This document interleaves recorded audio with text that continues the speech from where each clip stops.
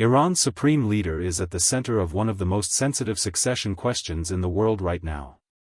Inside Tehran, a powerful council of Iranian clerics is preparing for the moment when the country will have to choose its next leader. And the discussion about who that successor might be has already begun. But here is what made headlines this week. President Trump announced he intends to have a direct say in who that replacement is. He called Iran's likely successor, Mojtaba Khamenei, the supreme leader's own son, an unacceptable choice. And Israel issued a direct threat that it would target whoever is chosen before they can even be announced. A foreign government trying to choose the leader of another country. A military threatening to assassinate a successor before they are even named. This is not normal. This has almost never happened in modern history. And the legal, constitutional, and historical implications of what is being proposed are something every American deserves to understand completely. To understand why Trump's statement is so extraordinary, you need to understand how Iran's leadership succession actually works. Iran is an Islamic republic. Its political system is defined by its 1979 constitution, which has been amended but remains the fundamental law of the country. Under that constitution, the supreme leader is the highest authority in the Iranian state. Above the president. Above the parliament. Above the military. The supreme leader is chosen by a body called the Assembly of Experts, 86 Islamic scholars elected by the Iranian people every 8 years. Their sole constitutional purpose is to select, monitor, and if necessary remove the supreme leader. The current Assembly of Experts has been discussing succession scenarios as speculation grows about who will eventually succeed the current leader. According to Iranian state media, internal discussions about potential successors have intensified. The name has not yet been officially announced. But multiple reports point to Mojtaba Khamenei, the supreme leader's 55-year-old son, as one of the most likely choices. Trump has explicitly said Mojtaba is unacceptable. Israel has said it will target whoever is chosen.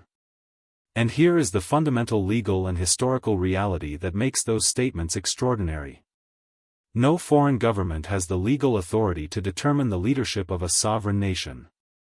Not under international law. Not under the United Nations Charter. Not under any treaty the United States has signed. The principle of sovereignty, the right of every nation to determine its own political leadership, is the foundational principle of the entire international legal order that the United States helped create after World War II. Let me be precise about exactly what Trump said and what it means. Trump told reporters that he intends to play a direct role in selecting Iran's next leader. He explicitly called Mojtaba Khamenei an unacceptable choice. He has demanded unconditional surrender from Iran, stating the war will continue until Iran's leaders cry uncle, or until Iran's military is no longer functional. He has said ground troops could possibly be sent, though he added there would need to be a very good reason. When asked about Iran's new leadership selection process, Trump made clear he considers himself a stakeholder in that decision. This represents something genuinely unprecedented in modern American foreign policy. The United States has historically preferred and opposed foreign leaders, the 1953 Iran coup being the most documented example. But openly stating a preference for who should lead a country you are currently bombing, and threatening that country's chosen leader before they are even announced, goes further than almost any previous American presidential statement on foreign leadership succession. Here is the legal framework that makes Trump's position so extraordinary. The United Nations Charter, which the United States signed and ratified, establishes the principle of sovereign equality of all member states. Article 2 specifically prohibits interference in the internal affairs of other nations. Choosing a country's political leadership is by definition an internal affair. The U.S. has frequently been accused of violating this principle in practice. But openly declaring intent to determine another country's leadership succession is a categorical escalation beyond anything that has been publicly stated by an American president in recent memory. Every time the United States has attempted to install or determine the leadership of another country, the long-term results have often been disastrous for American interests. Iran 1953.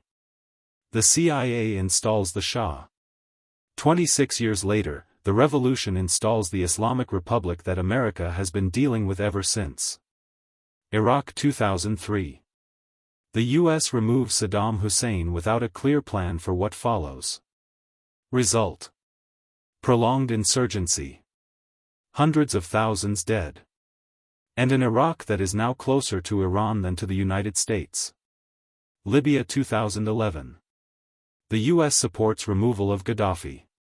Result: a fractured state, ongoing conflict, and a country that became a hub for extremist groups. Afghanistan. 20 years. Trillions of dollars. Attempting to build a government the Afghan people would accept. The Taliban retook Kabul in just days after American withdrawal. The documented pattern is clear.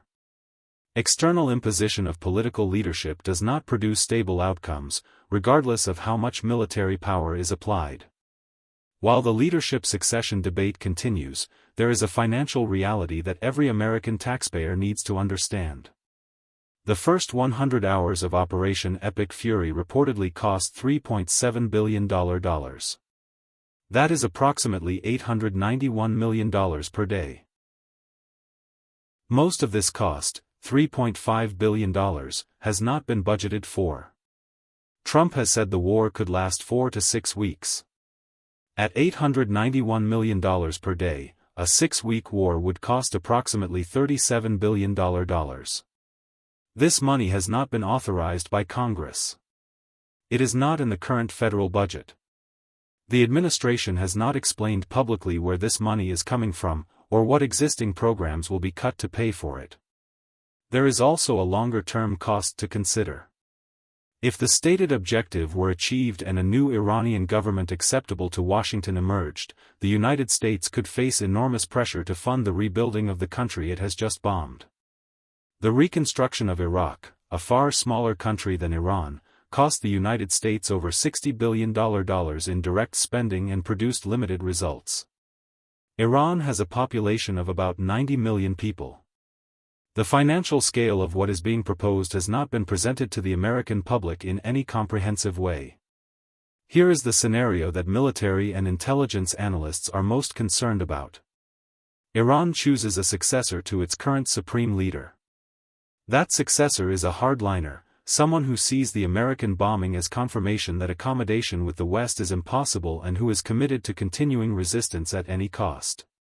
Israel carries out its threat and attempts to target the new leader. Iran's population rallies behind the new leadership. The regime that was fracturing under military pressure consolidates behind the banner of national survival. This is not a hypothetical. It is the documented pattern of what happens when external powers target the leadership of countries under military pressure. Killing or threatening a country's leadership during an active military conflict has historically strengthened rather than weakened the targeted regime's popular legitimacy. Here is why this matters directly to every American. If this war ends quickly with a negotiated settlement, the financial and human cost will be significant but limited. If the war escalates into a prolonged conflict involving ground troops, a leadership crisis in Iran, and continued attacks on regional infrastructure, the financial cost to every American family could become severe. Higher gas prices. Higher food prices. Higher interest rates. And a federal debt that increases by nearly $1 billion per day of active conflict. The questions every American should be demanding answers to are simple. What is the specific legal authority for the president to declare who can and cannot lead a foreign country? What is the complete financial plan for this conflict and who authorized it? What is the exit strategy and what does success actually look like? And what oversight is Congress exercising over a conflict costing nearly $1 billion per day? These are not partisan questions. They are the questions every American taxpayer and every family with a member in uniform deserves answered.